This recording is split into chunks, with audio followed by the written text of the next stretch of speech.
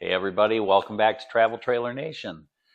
Today is going to be a little bit of a different video and it's going to be relatively short because it's more informational than anything else as far as our trip. Now, over the last few years, I have started to do some pellet smoking. I have a pit boss. I know other people have, different pellet smokers that they like to use. And of course, there's tons of people into stick smoking where they're not using pellets, they're using real wood. And of course, that's a great way to smoke meat. I have found that my vertical pellet smoker by Pit Boss does a great job. It's huge. I can do a lot of meat on it. And the recipes that I have are, I think, better than what I can get in a restaurant down here.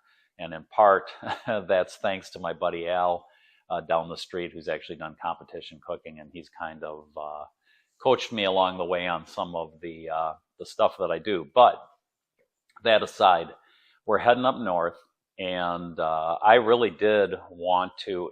I always thought if the smoker was lighter, because I think that beast weighs probably 120 pounds, that I would take it with me. And so a number of months ago, I just started to do some research on portable pellet smokers, and most of them are so small that you might get a rack of ribs on there, and that might be about it. And of course, if I'm up north and we have the kids around, I would like to do better than that. I'd like to at least get three, if not four racks of ribs on there. So after a lot of research and a lot of reading reviews, I kind of locked onto this King Chai, and I believe it's King Chai. I know a lot of people say King Chi, but I believe the correct pronunciation is King Chai. But if I'm wrong, let me know. They have a little portable pellet smoker that actually collapses, and overall it weighs 60 pounds, I believe.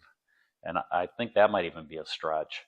But I purchased that along with a cover and two temperature probes, which I think is great that it actually has probe capability. And we're going to take that on our trip up north. And I'm going to do a couple videos on the road of using that. And primarily, it'll probably be over at my daughter's house when we get up there, because I can at least wheel it into their garage while we're up there. And most of the time, I'm not going to be smoking meat for just Tammy and I at the campground. It would be for the family. So we would probably be using their yard as a home base to do that. And then when I get ready to come home, I'll pack it back up on the truck. So I am really excited to see how this works, because right now I take a little RVQ grill that I mounted on the rear bumper that has an adapter, so I can hook it up back there, and I ran my own propane line back there.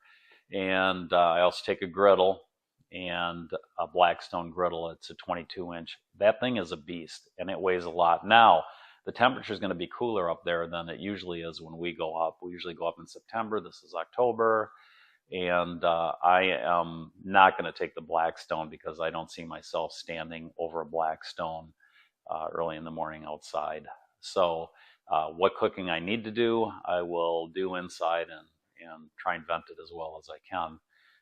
But the smoker is another a totally different animal. So I can get things going in there and then just watch it, take care of it. But it's not going to be as much trouble as taking the Blackstone and dealing with all of that, especially in that kind of weather. So stay tuned. I do want to give you guys an update on how that works. It might be something you want to do. You might want to take with you when you go camping.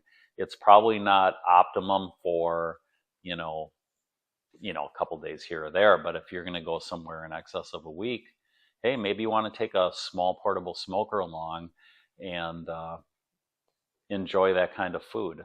So I did want to let you guys know this was something I was going to try. I'll let you know how I like that smoker, and I will let you know how everything turned out on it and whether I think it's, worth hauling. I just can't imagine it's not worth hauling, because let's face it, even under 60 pounds and it folds up small, I'm going to roll it in the back of the truck.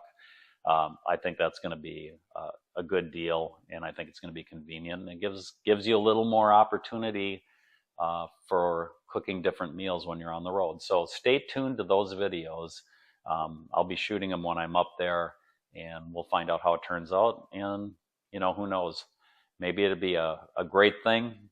Maybe it'll be a dud, but I don't think so. So stay tuned on that.